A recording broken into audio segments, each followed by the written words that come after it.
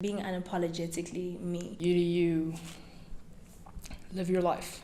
Well, first of all, I don't see myself as a me.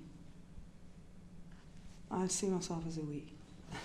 I personally am very set on being who I was intended to be without all of these outside forces pushing me into a certain direction. As a woman, people judge you, they see you according to what other people say. Just being my wildest dream, like my ancestors' wildest dream. Like supporting other girls and making sure that what you do and what you say isn't something that's controversial or like takes away from other girls. So when the word woman just comes up, all of these things kind of come along with it into my brain.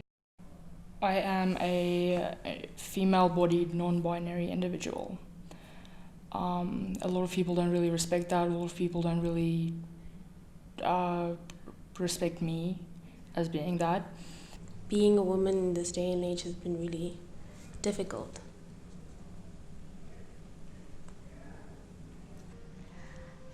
Well, there's not like one specific thing. It's just an accumulation of different experiences. I think a lot of it was my parents.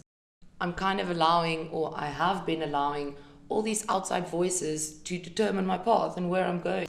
They've always wanted us to be very independent, and they've always wanted us to always depend on just yourself as a person, not on another man, not on another girl or anything like that.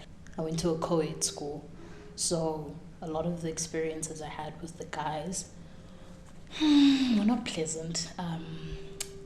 I just think that people are raised to believe certain things that, especially in like I grew up in like Afrikaans culture, and Afrikaans culture is very common to be very, I don't really know how to say this, to be very negative towards anyone who isn't straight cisgendered person, who isn't exactly what an Afrikaans person thinks a human should be.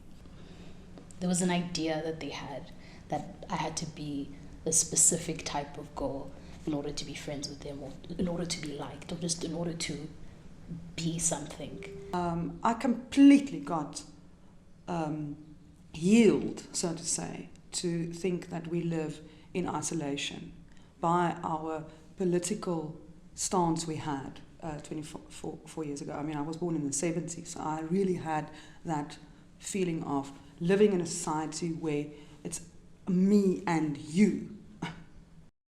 Don't see a girl or a woman, because that just conjures up the same thing as the racial issue between black and white, or all these other things that divide us. We're dividing ourselves into pieces. Because I feel like I am passionate about a lot of things, and if you don't know who I am, then that passion is misperceived as anger. The second time I was alone, and I was coming from school, and I was walking to the Ghoor train station, and these three guys came out of nowhere, pulled me into a car, and just like they drove. I didn't even know where we drove to. I was blindfolded. It was a mess. I felt like I was in that car for an hour, but it wasn't that long, obviously. And one of the reasons this guy gave me was, how could you walk around in the streets looking like that and not expect this to happen?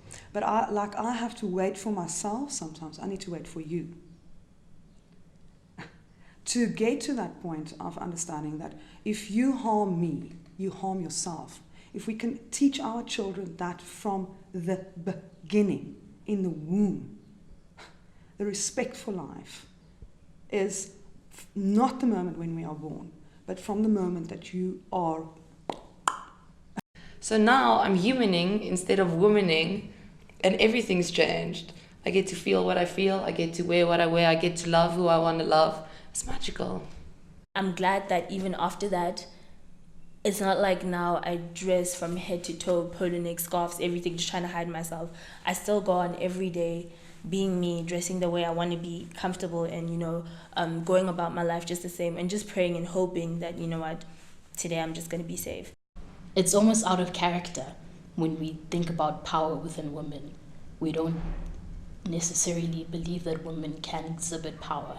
And if they do exhibit power, then they're bitchy, they're bossy, they're this, they're that. But if you're a guy, then it is what it is. obviously, as you know, in the society that we live in at the moment, we can't just look at male and female. There's a diversity of gender flowering, if I can say it like that, of gender expression. There's so much I would tell myself.